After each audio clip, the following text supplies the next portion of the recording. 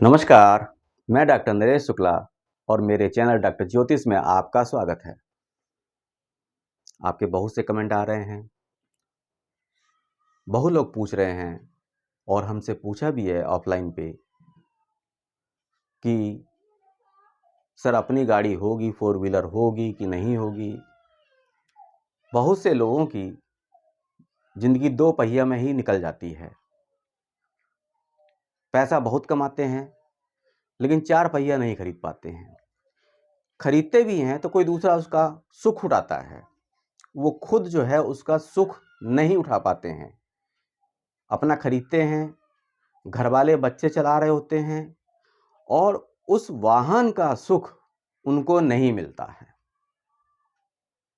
बैठने को भी नहीं मिलता है।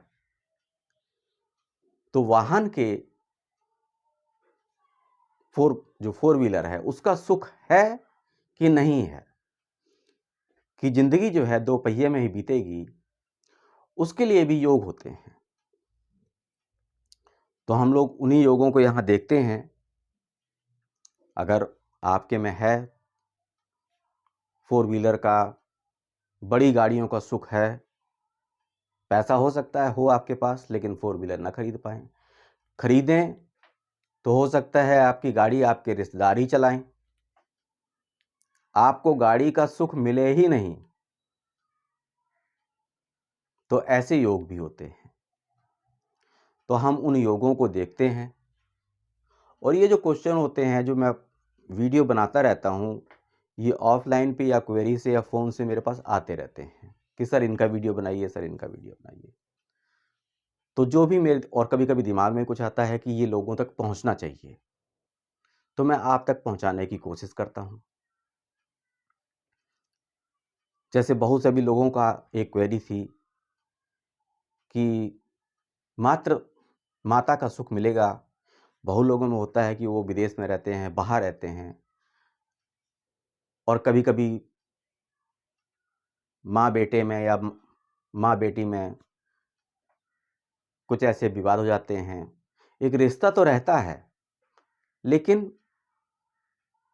जितना प्रेम तारतम्यता रहनी चाहिए वो नहीं रहती है। तो उसका भी मैं वीडियो बनाऊंगा बाद में। अभी हम देखते हैं, हमारे पास जो आया है एक क्वेश्चन वाहन सुख का। तो वाहन का भी स्थान जो है चौथा ही है, 4th। और लेकिन जो वाहन का कारक है, वाहन का जो कारक है वो है शुक्र। यानी शुक्र आपका बहुत मजबूत होना चाहिए। और शुक्र का रिलेशन अगर लग्न से, चौथे स्थान से हो गया, तो आप एक नहीं बहुत सी गाड़ियां खरीदेंगे। दूसरा जो उसका कारक है, सेकेंडरी है, वो मेनली तो बुध है, शुक्र है, बुध है। अगर ये भी जुड़ गया तो आप बहुत सी गाड़ियां खरीदेंगे। तो 4 चीजें हो गई। लग्न, मैं फिर बार बार कह रहा हूं, पहले भी मैंने कहा था। कुछ लोगों के कमेंट थे, सर 4th का कारक चंद्रमा होता है। 4th का कारक मैं मान रहा हूं चंद्रमा है, लेकिन वाहन का कारक शुक्र है और बुध है। यहां चंद्रमा का कोई रिलेशन नहीं है। चंद्रमा अच्छी जगह होगा, बड़ी अच्छी चीज है, मानसिक स्थिरता मिलेगी। अगर चंद्रमा अच्छी जगह पर है, केंद्र में बैठा हुआ है, या त्रिकोण, ये त्रिकोण कहलाते हैं 5वां 9वां स्थान, अगर यहाँ बैठा है तो मानसिक स्थिरता मिलेगी, बुद्धि तेज होगी। वो अलग चीज है, मैं वो चीज नहीं पढ़ा रहा हूं अभी। मैं केवल पढ़ा रहा हूं वाहन योग। उसका कारक चौथा स्थान तो है, कारक शुक्र है और बुध। तो हम लोग एक एग्जाम्पल की कुंडली देखते हैं।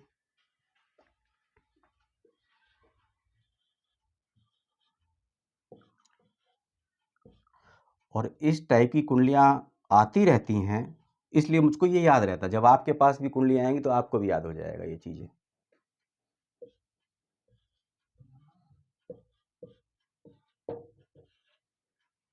देखिए, चौथे का स्वामी शनि, ये इधर लिख देता हूं, कंफ्यूज ना हो जाए आप।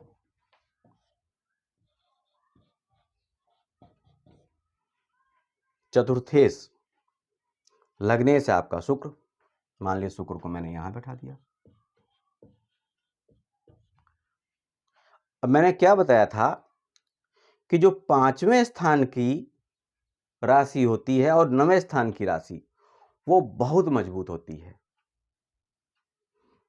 ये हमेशा याद कर लीजिए, नोट डाउन कर लीजिए, कॉपी पे लाल पेन से लिख लीजिए।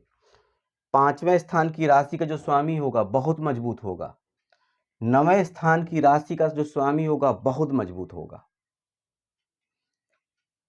यहां शुक्र है लग्नेश और बना रहा है मालव्य योग।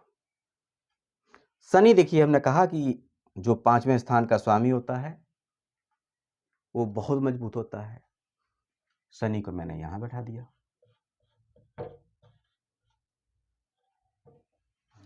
वाहन योग आपके में बन गया। लग्नेश का, लग्न शुक्र ही और शुक्र ही कारक होता है। 10वें स्थान का चतुर्थेश शनि है, शनि इसको देख भी रहा है, तो योग आप में बनने लगा।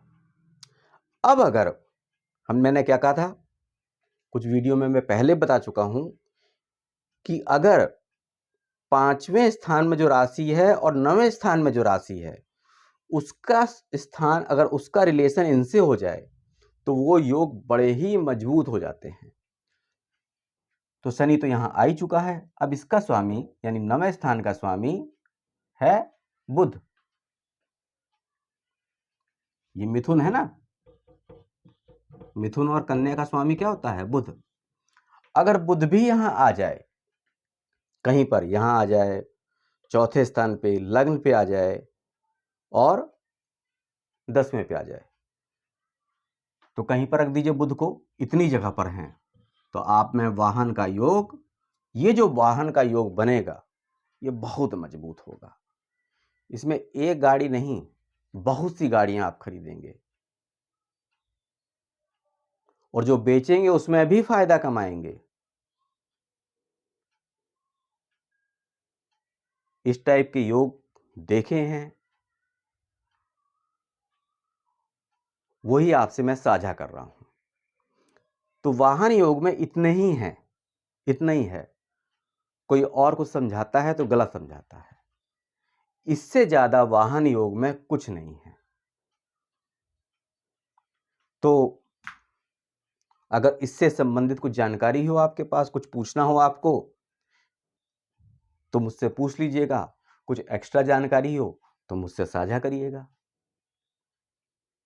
तो इसी के साथ मुझको विदा दीजिए। चैनल को मेरे ज़्यादा से ज़्यादा सब्सक्राइब करिए, वीडियो को लाइक करिए, जिससे मैं नए नए वीडियो बना के आपको देता रहूं। नमस्कार।